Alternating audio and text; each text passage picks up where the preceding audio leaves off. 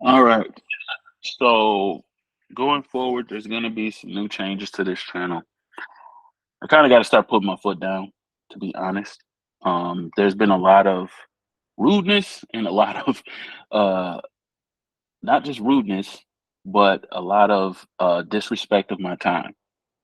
And with that being said, I will be, terminating some relationships moving forward because I was trying to, assist people, but when you assist people, sometimes people, will take that for granted.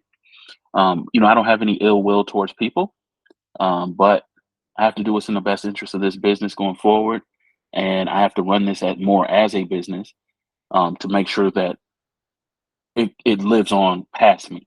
So that's why when I'm talking about stepping down, I'm not really disappearing forever. I have to create a site that continuously functions. If I get sick, if I die, if something happens to me, I have to make sure that all the information or a majority of the information I want to get out is out. Okay. So I can't do that if I'm responding to every little DM that I get, or, things that are uh, not business oriented. But I do have an email, so if there's some things that you need to contact me, please send it to my email. Do not send it to my Instagram. It's a lot of people just using my DM as if it's like we're texting each other. Okay, no, that's not cool. So I'm just setting the line now. But going forward, all consultations will have to be paid for ahead of time. If you pay for an hour, I don't mind going over a little bit, but if it's excessive, then I expect that you are going to pay me for more. And this is not being rude. It's I've tried to squeeze out my price, make it reasonable, make it less than the other people, even give you an option for a 30-minute call to make it less. But with all that yammering, it's not complaining. I'm just letting you know that going forward, there are going to be changes, and I am going to be putting my foot down more. So, this is one of the things I want to talk to some of you guys, because it seems like people are filing lawsuits, filing motions. If you give me a motion, I'm not going to read it all the way because I'm not the person ruling on it. If you give me a letter, I'm not the one deciding it. So I might tell you, yeah, the letter looks good, but it's not going to be. You have to do the research and put the stuff in. Okay. Now, this is to clear up a default. If you're in a court case, you guys have to look up the rules of procedure. Okay. It's very, very simple. Very simple. Okay. These are the elements, or some of the elements, that you can challenge if a court case is in default, which can clear up, vacate, and set aside the judgment. Okay. These are just some. So, not all. Okay, when a person is in default in a court case, it means they have failed to respond to the lawsuit or comply with a court order. Now, how does the court order get issued? Now, remember, I'm going to cut this video up and I'm going to add it to the 401 call, because people need to see this. It's a lot of people who are in court cases. They file random documents that have nothing to do with the court, and then now they're in court because people told you set up a trust and all this other stuff. No, the trust has to be set up prior to going into court, not during court. It can be set up during court if you know what you're doing, but then you would have to know trust law to set that up. So, with that being said, when you are going into litigation, please use AI software. Please use Google. Please use your state codes and statutes to teach you how to bring a proper claim. I am not going to know all the nuances of your state court. You will, because you're in the state and your browsing information is different than mine. Okay? So look, these are some of the challenges that you can challenge lack of proper service. A lack of proper service will get you back into court. Let me tell you how you can prove proper service or improper service. To prove proper service or improper service, you will have to prove that the person failed to serve you. So if they served you by publication, you need to look up the laws and the rules in regards to publication. Okay? So you have to look up the laws and the rules in regards to publications. See what I'm saying? So when you go into default in the court case, use the AI software. It'll help you. Ask it a question. How do I clear up a default? Then you ask it another question. Make it case specific to your case. Stop using cases that are not specific to your case. I will show you because I am recording my court case. I am going to vacate my default. I'm going to vacate it because I looked at the affidavit of service. It never said I was served. So I can either strike out the affidavit of service or bring it up as an issue on a motion. Okay?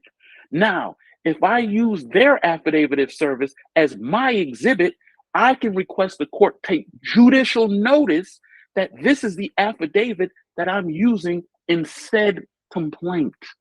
So there's things that you guys don't know, don't understand. It's impossible. Please stop suing people until you're more confident of law. Okay? Everybody tells me it's the court's fault. Oh, the court, they're corrupt, they're corrupt. But you don't know their rules. That's why you keep losing. Okay? If you bring a lawsuit against a state agency, you have to do what? Read the rules and policies of bringing a lawsuit against a state agency. See, this is not rocket science. It's very simple. Okay? I'm not trying to be rude, but I do get frustrated from time to time. Okay? If you guys are having problems with the court, you need to look at other cases. You need to go look at dockets to see how a temporary restraining order is put. It's all there. Everything is in public records. Every court has a docket where you can go look at how an attorney is putting their case together and learn from it. You see what I'm saying? It's people telling you, I don't want to be learning like, I'm not trying to be like an attorney. I'm not teaching you to be like an attorney. I'm teaching you how to defend yourself. You don't get in a boxing ring and then start trying to use MMA rules. So why would you think that that's proper? Okay? So the only way, these are some of the only ways a court can overturn default. Okay, lack of proper service. If the defendant can demonstrate that they were not properly served according to the civil rules, e.g., Wisconsin statute subsection 801.11, they can argue that the court lacked jurisdiction to enter against them. Proper service is fundamental requirement, and without it, any judgment entered is void. See? So the service. Why do y'all think I tell y'all that the right to travel is a stupid argument? You were never served. So why would I even argue about the traffic stop? The court doesn't have jurisdiction unless I receive service. I remember I told somebody this and they totally disregarded what I told them and went into court and filed a motion and complied with the court. But I'm like, dude, they didn't serve you. So if a court does not serve you, they have no jurisdiction. Everything done to you was incorrect. That's what you have to bring up. You have to bring up they didn't serve me. All your orders are void. All right. This is a freebie, but it's going on the 401 update too. So I'm gonna update the 401. I'm gonna teach y'all some real sauce. I got a fire tape, a fire video. I don't even know if I'm gonna release it because there's so much information in it. Okay, excusable negligence or mistake. Elements of the challenge. The defendant may argue their failure to respond was due to excusable negligence, mistake, inadvertence, or surprise. The defendant can file a motion to vacate under the relevant statutes, Wisconsin subsection 806.071A, arguing that their failure to respond was due to a reasonable mistake or neglect, such as a misunderstanding of the legal process. You can say I was ignorant of the legal process, an unexpected illness or circumstance beyond their control. Courts are often willing to vacate defaults if the defendant can show they acted promptly upon discovering the default and has a meritorious defense. So what is that meritorious defense, okay?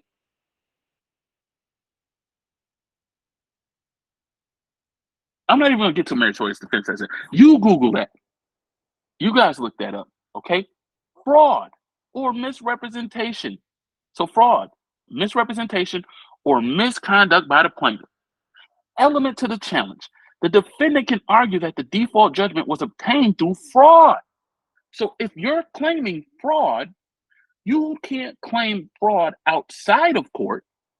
You have to claim fraud inside of court. Then the court is liable to vacate the default. Okay? So I'm hoping y'all get this, because this is powerful. This is why these little nuances is why y'all don't get certain things stuff done. These little bitty nuances are what cause you to look incompetent in court. Now you have to understand, once a default or once a judgment is entered, the court can say, no, you failed to comply, our judgment is valid. So then you have to appeal. So they're right. If you don't bring a meritorious argument, you have to appeal the whole process. But if you bring a meritorious argument and you bring it in a legal way, they're gonna void that judgment because they don't want to be overturned. Okay? So fraud and okay, so the defendant can argue that the blah blah blah thought misrepresentation. So remember, see how they put a comma? So if we all know grammar, fraud and misrepresentation are different. Most people don't know that they're different. Or misconduct by the plaintiff. Legal argument. Remember, they're talking about court. They're not talking about outside of court. Okay? Because if you're in default, you're already too late. Legal argument. Under statutes like Wisconsin subsection 806.071C, a defendant can seek to vacate a default by demonstrating that the plaintiff engaged in fraudulent behavior, such as lying to the court or withholding critical information, like a claim or like a right to payment. That's fraud. So if you have an installment agreement, this is for all y'all that went through foreclosures, whatever. If you have an installment agreement and it shows that you have a right to payment and the bank has a right to payment, that means that they misrepresented the agreement and it is fraud. Ooh, Ric Flair. Void judgment. Element to challenge. See, you have to ask questions correctly to get the correct answer. That's why when I use ChatGPT, it sings. That's why when other people use it, it's like, my ChatGPT don't look like yours, because you don't know what I know.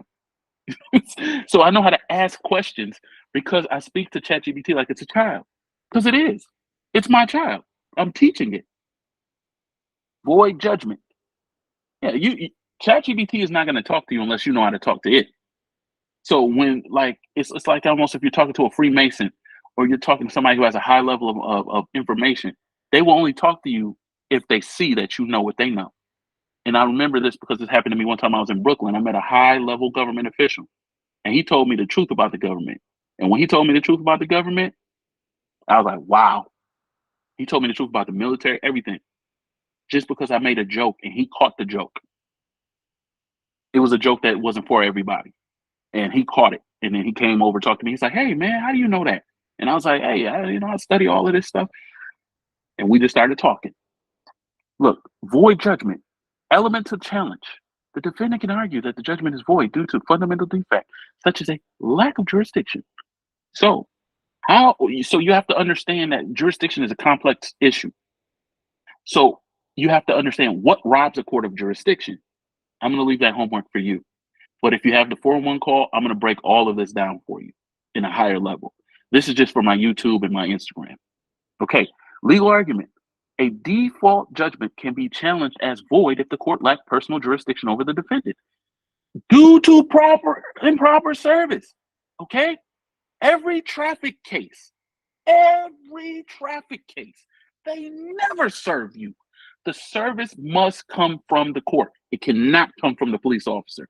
This is why I tell you not to argue the right to travel, because it's a dumb argument. If you didn't serve me, I'm not arguing if I have the right to travel. I'm going to tell you, you don't have the authority to issue a judgment. And if you do it, then I appeal it. The appeal is to overturn the court process. It's not to appeal stuff that happened outside of court. Okay, so subject matter jurisdiction, a judgment is void. It can be attacked at any time under Wisconsin statutes, subsection 806.071D. So if they try to say that your stuff is time barred, you need to look up this statute and see how it comports in your state and use it to vacate any default. Remember, you guys, this is a learning experience for you. I don't expect you to know everything to go into court. And some of you guys are defending your houses, your cars, etc. I don't expect you to know everything. It's impossible for me to teach you everything because court is about nuances and strategy. So if somebody has a better strategy than you, then you have to learn from their strategy. You guys will let somebody execute a strategy on y'all and you won't even learn from it. You'll just be like, oh, they corrupt. They don't listen to me. They don't talk to me. You get emotional. I don't get emotional. When somebody does something to me, I just either cut them off or I just address the situation. If a court seems like they're not listening to you, then you need to wonder why they're not listening to you. Is your claim relevant? Is it a rightful claim under the law? Are you bringing the claim correctly? Did you look that up? These are the things you have to understand. So you have to structure a lawsuit correctly for it to be effective, just like you have to structure a counterclaim correctly for it to be effective. Okay, newly discovered evidence. Element to challenge. The defendant may argue that there was newly discovered evidence that could have been presented before the default was entered. So if you did a securitization audit, which is a waste of time, I'm telling you guys, securitization audit is a waste of time. You can use a securitization audit, but you can do your own securitization audit by discovery, okay? That's why I'm telling you, why would you go out and pay somebody to do a securitization audit when you can get a securitization audit right from the horse's mouth? People don't want to listen to me. I keep telling y'all this. So when I have difficulty and people not listening to me, I might have to shake your hand and say, I wish you good luck. Because at some point, I have to. So we're not. I had this happen to me one time. I had a lawyer in one of the cases. This back when I didn't know all of this stuff. I hired a lawyer, and he just like he withdrew due to lack of communication. Yeah, because he was trying to get his money and leave me and let me in the trial and just leave me there, and I was trying to fight. So he was like, "Oh, that's a lack of communication." You see what I'm saying? Because his intention was to just run me into the court and just be like, "Bye." But my intention was like, "No, I'm staying on business." So then, if you're competent, he had to abandon me because a lawyer can't represent a competent person. Legal argument. If the defendant can present evidence that was not available at the time, the default but is critical to the case, they can argue vacating the judgment under Wisconsin statute subsection 806.071B. The new evidence must be material and likely to change the outcome of the case. So, if you're trying to introduce evidence, you have to study the rules of evidence. This is why I don't introduce evidence. I use the evidence that the party is using against me. Why do I want more evidence? Why do I want to complicate trial? I want to make it as simple as possible. That's why y'all don't. This is one of the things. You guys make trials, you make everything complex instead of saying, how can I make this simple?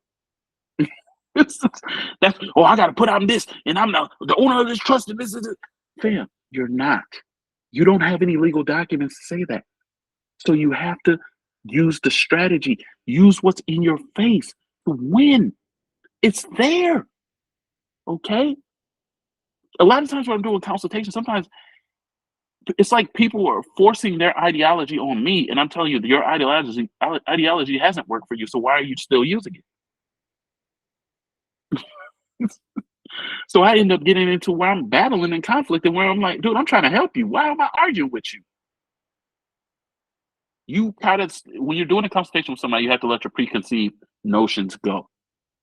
Take the information from the person, process it, on your time, not their time. So the consultation is not for you to show me that you know more than me.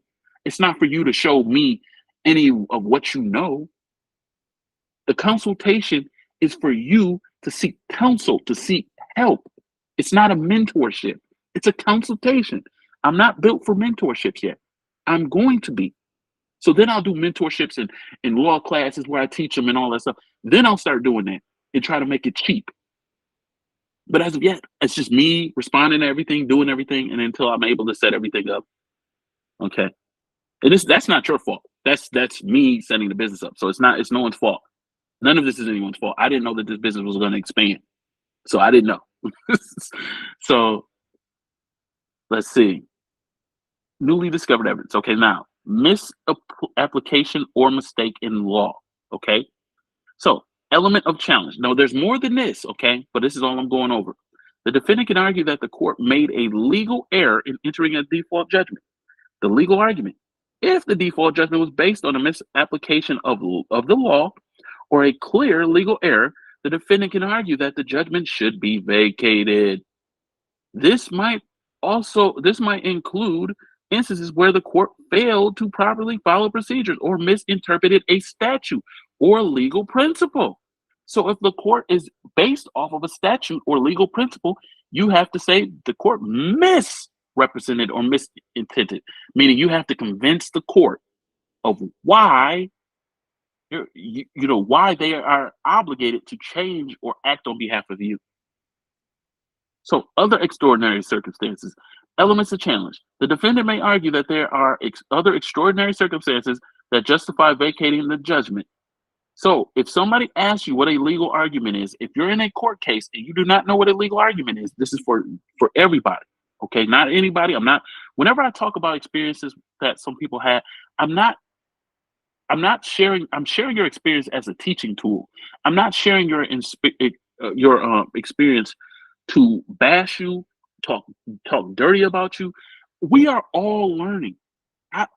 If a person is not learning, like if you listen to somebody and they're not progressing, their understanding is not clear, it's too confusing, there's a reason, because they don't understand what they're saying. When a person understands what they're saying, they can explain it to a 5-year-old. It doesn't mean the 5-year-old will understand everything, but they will understand the general principle of what they're saying. They might not know none of the nuances. So now, under the catch-all provision in Wisconsin statutes, subsection 806.71H, a defendant can seek relief from a judgment for any reasons justifying relief. This could include a situation where enforcing a judgment would be manifestly unjust or extraordinary circumstances beyond the defendant's control prevented them from responding to the lawsuit. So, in some elements of lawsuits, you guys don't understand that you're in default because you never responded to the claims. You guys bring up Form 56s, all this other BS. And I'm sitting here trying to tell you, fam, that don't work. That don't work. And then you hear people, I won a case, 456. What kind of case did you win? Did you win a mortgage case? No. Any case of any significance? No. You win a murder case with that? No. So why are you telling people to do it? Practical consideration, prompt act. When seeking to vacate a default judgment, it is critical to act promptly. What do I always say? You need to act fast. You need to act expeditiously. Courts are more likely to grant relief if the defendant moves quickly after discovering the default. Meritorious defense. In addition to the reasons for the default, the defendant should have prepared to present a meritorious defense to the underlying case. Courts are more likely to vacate a default judgment if the defendant can show that they have a valid defense that could potentially change the outcome of the case. Supporting evidence. The defendant should gather and present all relevant evidence to support their claims, such as affidavits, documentation, or witness testimony to strengthen their motion to vacate. So if you're trying to obtain witness testimony, your witness testimony is based on you not receiving service. Your witness testimony is based on the court process, not your mortgage, your car loan, your civil, your criminal, civil. It's all about the process. It has nothing to do. If you don't stop a court case in its beginning, then the court has the authority to hear the case. That's why the court has to issue a summons. If you haven't received a summons and you haven't, even if they serve you by publication, you have to look at how to challenge that service. Example, motion outline vacate the default judgment. Oh, the reason why you have to do that is because the other side is going to paint you as if you're not following the rules of court. And that's really what they're doing. They're painting you as you're not following the rules of court. So the court has to have its rules because the court, everything has to have rules. Every person has to have boundaries. Okay, example, a motion outline of okay, so I'm not going to go over this, but I'm going to put this up on YouTube, and this is going to be added to the 401 course. The 401 course is getting ready to change. So I'm going to start. I'm really now I'm learning how to edit stuff. So it's changing the game. So that's why it's taken me a while to do 3-4 because I don't want to mess up the audio. But I wanted to thank some of you guys for supporting this channel. Even if I'm terminating whatever, there's nothing personal. It's just a business thing, man. I have to make sure that this is running when I put it on autopilot. I have to make sure it's running efficiently. So with that being said, I got love for everybody. There's no hate, but I wish everybody the best.